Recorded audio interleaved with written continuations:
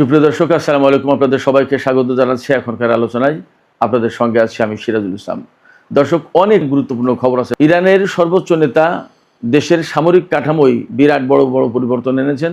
6টি গুরুত্বপূর্ণ পদে নতুন করে নিয়োগ দেওয়া হয়েছে এবং ইরানের সর্বোচ্চ নেতা এক্স পোস্টে সামরিক বাহিনীর জন্য বেশ কিছু বক্তব্য দিয়েছেন, পরামর্শ দিয়েছেন। সেই বক্তব্যের একটা অংশে বলা হয়েছে যে গোয়েন্দা প্রস্তুতি বাড়াতে হবে আক্রমণাত্মক অভিযানের জন্য।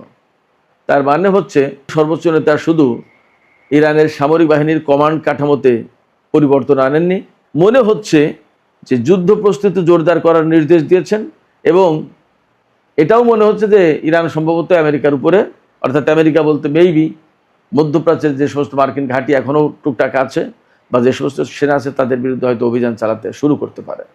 আইআরজিসি বা সামরিক বাহিনীর উদ্দেশ্যে তিনি বিশেষ কিছু কথা বলেছেন, যে কথাগুলো খুবই গুরুত্বপূর্ণ। আপনারা শুনলে আমার বিশ্বাস যে আপ্লুত হবেন। আমি বিস্তারিত বলবো ভেতরে। সুপ্রিয় দর্শক, এই বিষয়গুলো নিয়ে আমরা আজকের ভিডিওতে বিস্তারিত কথা বলবো। আশা করি খুবই ইন্টারেস্টিং বিষয়গুলো আপনাদের ভালো লাগবে এবং আপনারা শেষ পর্যন্ত সঙ্গে থাকবেন। আর ভিডিও যদি ভালো লাগে তাহলে লাইক, কমেন্ট, শেয়ার করবেন এবং চ্যানেলটি সাবস্ক্রাইব করে প্লিজ সাথে থাকবেন। দর্শক, চলুন আমরা বিস্তারিত আলোচনা করি। ইরানের সর্বোচ্চ নেতা গতকাল সোমবার 10ই আগস্ট ইরানের সামরিক কমান্ড কাঠামোতে বড় পরিবর্তন এনেছেন এবং নতুন 6 জন জেনারেলকে বিভিন্ন পদে নিয়োগ দিয়েছেন। তার ভিতরে আপনারা হয়তো এই নামের সাথে অনেকেই পরিচিত। মেজর জেনারেল আলী আবদুল্লাহি, যিনি খাতামুল আম্বিয়া হেডকোয়ার্টার্সের প্রধান কমান্ডার ছিলেন কিছুদিন ধরে, তাকে ইরানের সশস্ত্র বাহিনীর চিফ অফ স্টাফ নিয়োগ দেওয়া হয়েছে। তার ডেপুটি করা হয়েছে ব্রিগেডিয়ার জেনারেল কিমার হায়দারিকে। আর আইআরজিসির প্রধান হিসেবে নিয়োগ দেওয়া হয়েছে মেজর জেনারেল আহমাদ ওয়াহিদিকে। আহমাদ ওয়াহিদি এর আগে ব্রিগেডিয়ার জেনারেল ছিলেন, তার পদোন্নতি দিয়ে মেজর জেনারেল করা হয়েছে। আর আহমাদ ওয়াহিদির ডেপুটি, অর্থাৎ আইআরজিসির ডেপুটি কমান্ডার যাকে নিয়োগ দেওয়া হয়েছেন, তিনি হচ্ছেন মেজর জেনারেল মোস্তফা ইজাদি। এদিকে আইআরজিসির নেভির কমান্ডার নিযুক্ত করা হয়েছে রিয়ার অ্যাডমিরাল হোসেন ইজাদিকে। ইরানের স্বেচ্ছাসেবক বাহিনী যেটা, যার সদস্য সংখ্যা বলা হয় 90 লাখ, প্রধান কমান্ডার হিসেবে নিয়োগ দেওয়া হয়েছে হুজ্জাতুল ইসলাম হোসেন তায়েবকে। এর কারণ হচ্ছে মূলত ইরানের উপরে যে আমেরিকা এবং ইসরায়েল হামলা শুরু করেছিল, সেই হামলায় ইরানের গুরুত্বপূর্ণ সেনা কর্মকর্তারা, কমান্ডাররা অনেকেই মারা গেছেন, শহীদ হয়েছেন। যার প্রেক্ষাপটে নতুন করে সামরিক কাঠামোতে পরিবর্তন আনতে হলো, নিয়োগ দেওয়া হলো। যে জেনারেল আহমাদ ওয়াহিদিকে এখন নতুন করে আইআরজিসির চিফ কমান্ডার বানানো হলো, তিনি কিন্তু একসময় আইআরজিসির চিফ কমান্ডার ছিলেন। পরবর্তীতে প্রেসিডেন্ট ইব্রাহিম রাইসির সময় তিনি স্বরাষ্ট্রমন্ত্রী ছিলেন। তাকে আবার আইআরজিসিতে ফিরিয়ে আনা হয়েছে এই যুদ্ধ পরিস্থিতির কারণে এবং এখন নতুন করে তাকে আবার নেতৃত্ব দিতে হবে। আমি আলোচনার শুরুর দিকে বলেছিলাম যে ইরানের সর্বোচ্চ নেতা সামরিক বাহিনীর উদ্দেশ্যে বেশ কিছু বক্তব্য দিয়েছেন, সেটা খুবই গুরুত্বপূর্ণ। সেই বক্তব্যের কিছু অংশ আমি আপনাদেরকে তুলে ধরি। সর্বোচ্চ নেতা ইরানের সামরিক বাহিনীকে সামরিক সক্ষমতা বাড়িয়ে সর্বোচ্চ প্রতিরোধ সক্ষমতা অর্জনের নির্দেশ দিয়েছেন বা পরামর্শ দিয়েছেন। তিনি বর্তমান যে যুদ্ধ, এই যুদ্ধকে বলেছেন যে বলদর্পী শক্তির বিরুদ্ধে একটা ভাগ্য নির্ধারক, অর্থাৎ এসপর ফাইনাল, চূড়ান্ত একটা যুদ্ধ চলছে। এই যুদ্ধের ভেতরে আছে ইরান।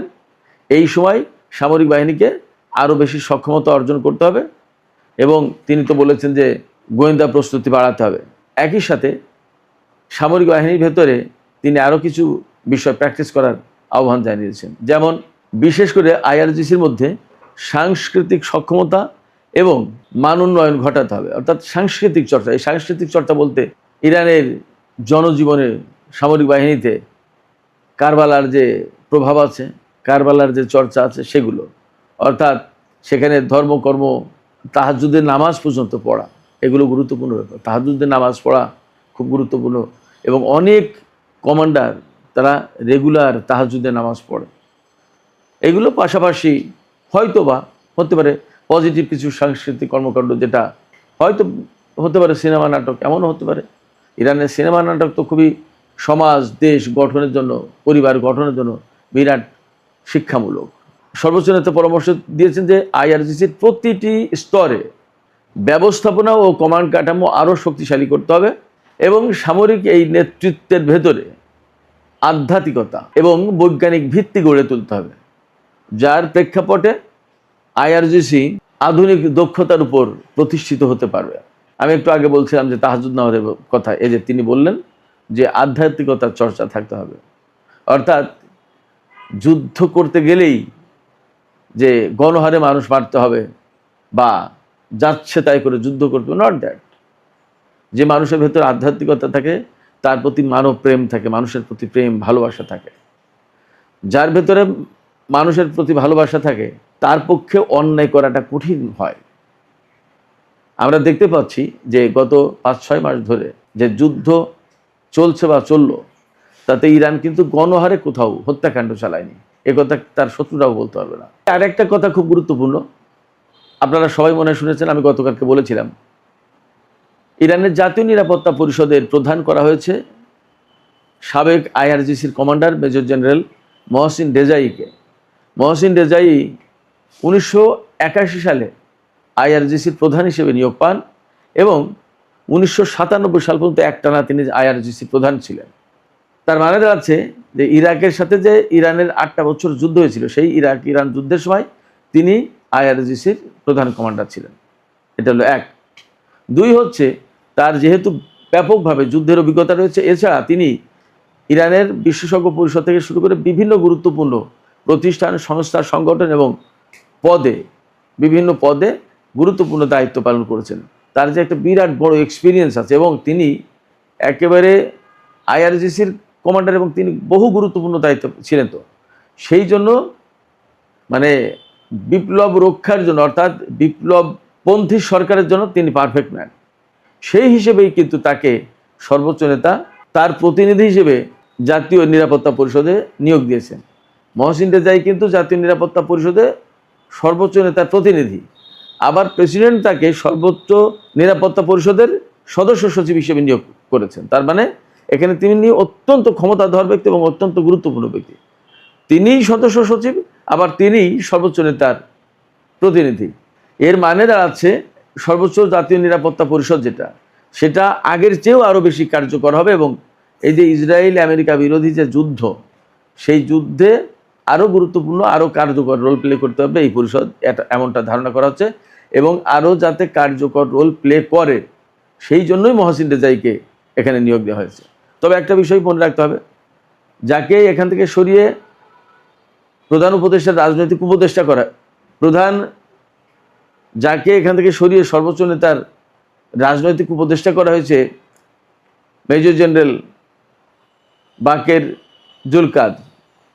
এই বাকের জুলকাদরও কিন্তু আইআরজিসিরই লোক ছিলেন, তিনি কোনো সাধারণ লোক নন এবং তার অবস্থান আর মহসিন রেজাইয়ের অবস্থান খুব বেশি একটা ডিফার করবে না। যেমন মহসিন রেজাইও হরমুজ প্রণালী জানাভাবে খুলে দিতে চান না, বাকের জুলকাদরও কিন্তু তাই চেয়েছিলেন এবং তাই করেছিলেন।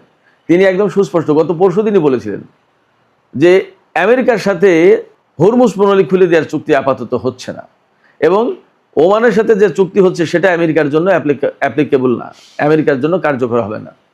এবং মধ্যপ্রাচ্য থেকে যতক্ষণ পর্যন্ত আমেরিকার সেনা না সরাবে ততক্ষণ পর্যন্ত আমেরিকার জন্য এই হরমুজ প্রণালী খোলা হবে না, বাকের জুলকাদর বলেছিলেন।